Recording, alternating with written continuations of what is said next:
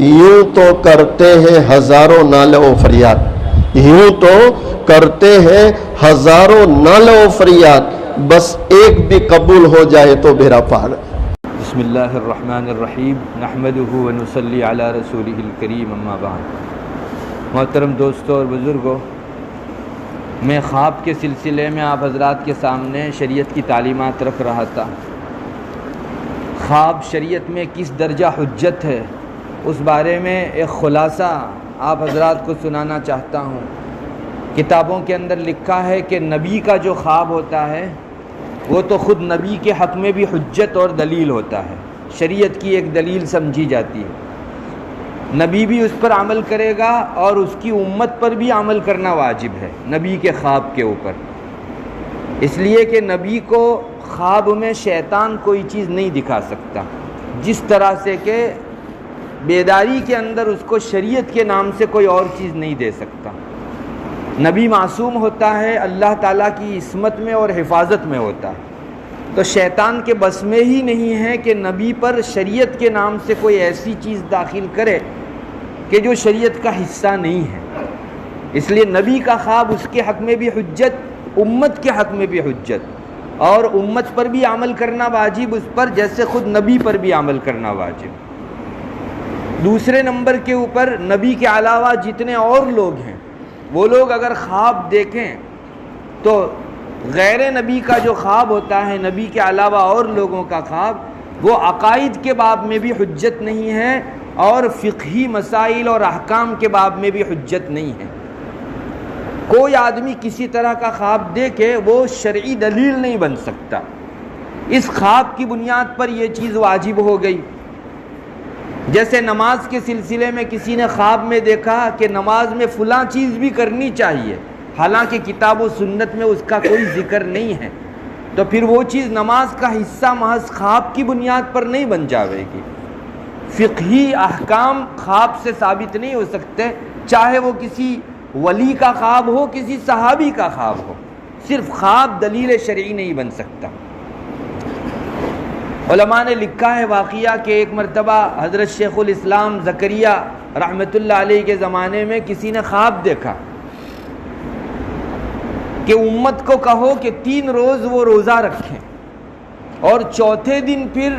عیدگاہ میں جا کر خطبہ بھی دیں اور عید کی نماز بھی پڑھیں۔ ایک آدمی نے یہ خواب دیکھا تو حضرت شیخ الاسلام زکریا رحمۃ اللہ علیہ کی خدمت کے اندر یہ پیش کیا گیا کہ حضرت کیا فتویٰ ہے اس بارے میں،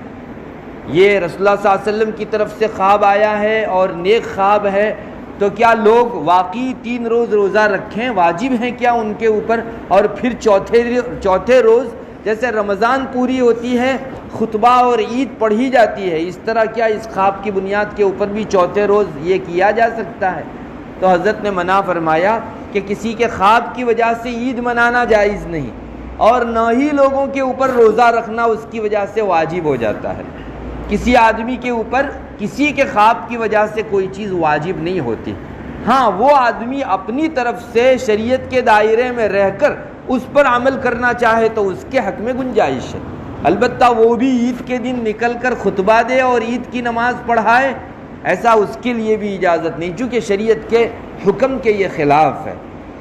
ایسی چیزیں شائع ہوتی رہتی ہیں اور لوگ اپنا الو سیدھا کرتے ہیں خواب دکھلا کر، حالانکہ صحیح بات نہیں ہے، امت پر عمل کرنا واجب بھی نہیں۔ ابھی تو نہیں ہے لیکن پچھلے 4-5 سال پہلے تقریباً ہر سال یہ پرچے بٹتے تھے۔ آپ لوگوں میں سے بھی بہت سوں کی نگاہ میں یہ گزرا ہوگا کہ مکہ میں کوئی شیخ احمد نامی آدمی ہیں، انہوں نے خواب دیکھا امت کو کہو کہ اتنا صدقہ کریں اور یہ کریں اور وہ کریں، اور اس پرچے کو جو بانٹے گا اس کو آخرت میں اتنا ثواب ملے گا، اور یہ صدقہ کرے گا تو اتنا ثواب ملے گا۔ تو لوگوں میں اس وقت تشویش بھی تھی کہ اگر کسی انسان نے یہ پرچہ نہیں بانٹا تو کیا نقصان میں جاوے گا، اور اس طرح سے صدقہ نہیں کیا جس طرح اس پرچے میں لکھا ہے تو کیا اللہ کے یہاں گنہگار ہوگا۔ سچی بات یہ ہے کہ کسی شیخ احمد کے خواب دیکھ لینے کی وجہ سے امت کے اوپر صدقہ کرنا واجب نہیں ہو جاتا۔ اگر کوئی آدمی کرے اور اس خواب کو بنیاد بنا کر نہیں، اللہ کو راضی کرنے کے واسطے گنجائش ہے، باقی خواب کی حیثیت احکام کو اور عقائد کو ثابت کرنے میں بالکل نہیں ہے۔ یہ تو نبی کا خواب ہوتا ہے جو حجت سمجھا جاتا ہے، غیر نبی کا خواب حجت نہیں سمجھا جاتا۔ اسی طرح دوسرے معاملات کے اندر بھی اس سے کام نہیں لیا جا سکتا۔ علماء نے اپنی کتابوں میں لکھا ہے کہ اگر ایک آدمی نے خواب میں دیکھا کہ رسول اللہ صلی اللہ علیہ وسلم نے آ کر اس کو بتایا کہ زید کے اوپر عمر کا دین ہے، قرض ہے، تو یہ خواب دیکھنے والا آدمی قاضی کے پاس جا کر گواہی نہیں دے سکتا کہ زید کے اوپر عمر کا دین ہے، رسول اللہ صلی اللہ علیہ وسلم کو خواب میں دیکھنے یا کسی ولی کو خواب میں دیکھنے کی وجہ سے، اس لیے کہ خواب دلیل نہیں ہے۔ ہاں آپ نے اپنی آنکھوں سے دیکھا ہو کہ اس آدمی کے اوپر اس آدمی کا قرض لیا ہوا ہے تو آپ گواہی دے سکتے ہو۔ کل کو قاضی کے پاس جا کر اگر وہ یہ بات بیان بھی کرے کہ میں نے رسول اللہ صلی اللہ علیہ وسلم کو دیکھا ہے، آپ فرما رہے تھے کہ زید کے ذمے میں دین ہے، تو بھی قاضی اس کو حجت اور دلیل کی حیثیت سے تسلیم نہیں کرے گا۔ بہرحال غیر نبی کا خواب احکام کے باب میں بھی حجت نہیں ہے، اسی طرح عقائد کے بارے میں بھی حجت نہیں ہے۔ چاہے کوئی آدمی رسول اللہ صلی اللہ علیہ وسلم کو خواب میں کیوں نہ دیکھے، لیکن احکام کے باب میں آپ نے خواب میں جو فرمایا اس کی وجہ سے یہ چیز حجت نہیں بن سکتی۔ ابھی بعض لوگ دوسرے فرقے والے نکلے ہوئے ہیں جنہوں نے یہ کہا کہ ایک ضعیف روایت ہے یا موضوع روایت ہے، صحیح نہیں ہے، لوگوں نے آپ صلی اللہ علیہ وسلم کی طرف اس کی نسبت کی، حالانکہ صحیح روایت نہیں ہے۔ تو وہ شخص جو دلیل پکڑ رہا ہے وہ یہی کہہ رہا ہے کہ رسول اللہ صلی اللہ علیہ وسلم نے خواب میں آ کر دکھایا کہ یہ حدیث صحیح ہے، جبکہ علماء نے اپنی تحقیق کے مطابق کتابوں میں اس حدیث کو موضوع یا ضعیف قرار دیا ہے۔ تو محض خواب کی بنیاد کے اوپر ہم لوگ نہیں کہہ سکتے کہ یہ رسول اللہ صلی اللہ علیہ وسلم کی حدیث صحیح ہے۔ ہاں البتہ غیر نبی کا خواب اگر وہ کسی شرعی حکم کو ثابت کرنے کے لیے تو نہیں ہے، عقیدے کو ثابت کرنے کے لیے تو نہیں ہے، کوئی خوشخبری پانے کے لیے ہے، جیسے اگلے دنوں تمہارے لیے یہ اچھائی ہونے والی ہے، تو اس پر عمل کی گنجائش ہے۔ جیسے نیک فالی لینا اسلام میں جائز ہے، کوئی اچھی چیز پیش آنے والی ہو اس طرح کا کوئی اشارہ انسان کو بیداری میں جیسے مل سکتا ہے، ویسے خواب کے اندر بھی مل سکتا ہے۔ خاص کر کے استخارہ جو کیا جاتا ہے، استخارے کے نتیجے میں بعض مرتبہ اللہ تعالیٰ خواب میں دکھلا دیتے ہیں کہ تم کو یہ کام کرنا چاہیے، یہ کام نہیں کرنا چاہیے۔ تو استخارے میں دیکھی ہوئی چیز اگر شریعت کے کسی حکم کے خلاف نہ ہو تو آپ اس پر عمل کر سکتے ہیں، واجب تو تب بھی نہیں کہا جاوے گا آپ پر، اس لیے کہ خواب سے کسی بھی چیز کا وجوب ثابت نہیں ہوتا۔ مگر ایک آدمی اپنے اللہ کو یہ کہہ کر سویا ہے 2 رکعت نماز پڑھ کے کہ اللہ اس معاملے میں میرے لیے جو بہتر ہو وہ مجھ کو دکھا دے، اب اس 2 رکعت کے نتیجے میں، دعا کے نتیجے میں اللہ تعالیٰ اس کو رات میں کوئی چیز دکھا رہے ہیں اور وہ شریعت کی تعلیم کے خلاف نہیں ہے، تو پھر اس پر عمل کرنے کی اس کو گنجائش ہے۔ رسول اللہ صلی اللہ علیہ وسلم بھی نیک فعلی لیا کرتے تھے، بری فعل سے آپ صلی اللہ علیہ وسلم جو ہے وہ منع بھی فرماتے تھے اور خود بھی اس پر عمل نہیں فرماتے تھے۔ بس اس طرح سے خواب کا بھی معاملہ ہے کہ خواب میں اگر کوئی خوشخبری دی جائے تو انسان اس حد تک جو ہے اس پر عمل کر سکتا ہے۔ اصل میں بات یہ ہے کہ ہم لوگوں کو آنے والے خواب یا تو فرشتوں کی جانب سے دیے گئے اشارے بھی ہو سکتے ہیں اور شیطان کی طرف سے ڈالا ہوا وسوسہ بھی ہو سکتا ہے۔ حضرت عبداللہ ابن مسعود رضی اللہ تعالیٰ عنہ کی ایک روایت ہے، فرماتے ہیں نبی اکرم صلی اللہ علیہ وسلم نے ارشاد فرمایا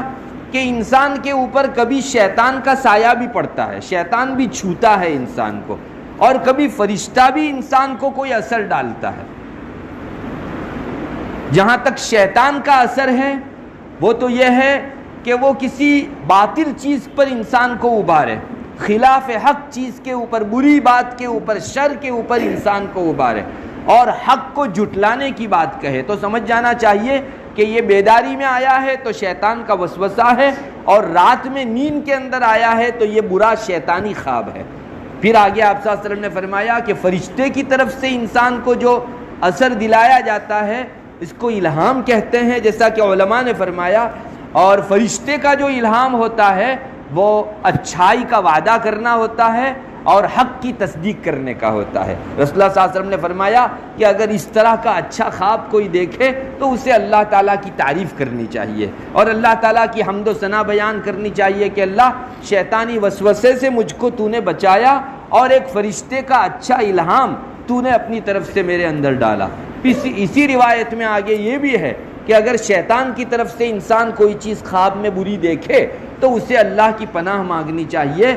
اس لیے کہ شیطان برائی کا حکم کرتا ہے اور اللہ تعالیٰ بھلائی کا حکم فرماتے ہیں۔ اور پھر رسول اللہ صلی اللہ علیہ وسلم نے وہ آیت کریمہ تلاوت فرمائی، الشیطان یعیدکم الفقر ویأمرکم بالفحشاء واللہ یعیدکم مغفرۃ منہ وفضلا۔ شیطان تم کو وعدہ کرتا ہے، دھمکی دلاتا ہے بری باتوں کی اور بے حیائی اور اللہ تعالیٰ کے گناہوں کی اور منکرات کے کاموں کی، اور اللہ تعالیٰ اپنی طرف سے مغفرت کا وعدہ کرتا ہے اور اپنے فضل کا وعدہ کرتا ہے۔ اس لیے خواب بھی دو قسم کے ہیں، تو ہم ہر خواب کو اللہ کی طرف سے آیا ہوا ہو یہ نہیں کہہ سکتے۔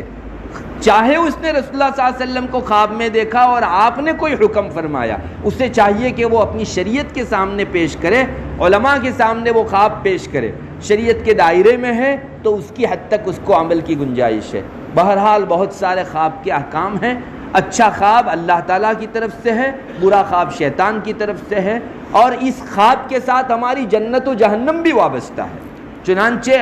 روایتوں میں آتا ہے، اس سے پہلے بھی میں سنا چکا، بعد ارشاد میں ہے آپ صلی اللہ علیہ وسلم نے فرمایا، جس نے لوگوں کو ایسا خواب بیان کیا جو خواب اس نے دیکھا نہ ہو، تو کل قیامت کے دن اس کو مکلف بنایا جاوے گا، حکم دیا جاوے گا کہ دو جو کے درمیان میں گرہ لگاؤ۔ آپ کو معلوم ہے جو اتنا سا ہوتا ہے، چاول کا دانہ کتنا ہوتا ہے اتنا جو ہوتا ہے، تو جو دو دیے جائیں گے اور اللہ کی طرف سے کہا جائے گا کہ تم اس پر گرہ لگاؤ، گانٹھ مارو۔ اب آپ کو دو چاول دیے جائیں اور کہا جائے کہ ان پر گانٹھ مارو، تو کوئی قادر ہے اس پر؟ کوئی آدمی گرہ نہیں لگا سکتا۔ تو اس آدمی کو وہاں سزا دی جائے گی، چونکہ دنیا میں اس نے ایک امپوسیبل چیز اللہ نے نہیں دکھلائی پھر بھی لوگوں کو بتایا، تو آج اللہ تعالیٰ وہاں اس سے اسی طرح کی امپوسیبل چیز کا اس کو مکلف بنائیں گے کہ دو جو کے درمیان میں تم جو ہے گرہ لگا کر دکھا دو۔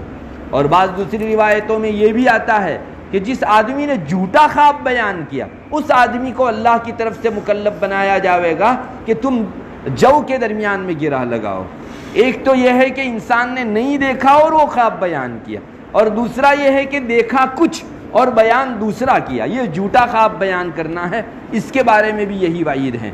اسی طرح بعض لوگ خواہ مخواہ رسول اللہ صلی اللہ علیہ وسلم کے حوالے سے یا اللہ کے نیک بندوں کے حوالے سے جھوٹی بات کرتے ہیں۔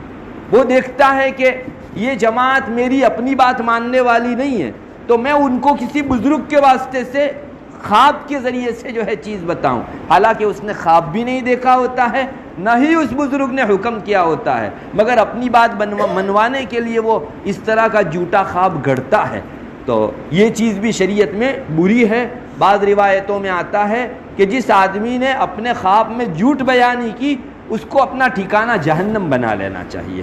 علماء نے فرمایا کہ چاہے رسول اللہ صلی اللہ علیہ وسلم کے نام سے وہ جھوٹ چلائے یا کسی بزرگ کے نام سے لوگوں میں جھوٹ چلائے، خواب میں آپ نے جو دیکھا ہو بہو وہی بیان کرو، اس سے الٹا اگر آپ نے بیان کیا تو دیکھا آپ نے اس روایت میں اس سے ہماری جہنم وابستہ ہے۔ کبھی کبھی انسان اور اعمال میں تو ٹھیک ہوتا ہے لیکن اس برائی کی وجہ سے جہنم کا مزہ اس کو چکھنا پڑے گا۔ اس لیے خواب کا بھی اپنا ایک دائرہ کار ہے، شریعت کے اندر اس کا اپنا ایک اثر ہے۔ یہ حکم شرعی ہے کہ کون سا خواب ہم لوگ اپنے عمل میں لائیں اور کون سا خواب عمل میں نہ لے آئیں۔ اللہ تبارک و تعالیٰ ان شرعی تعلیمات کے اوپر ہم کو عمل کی توفیق عطا فرماوے۔ وآخر دعوانا الحمدللہ۔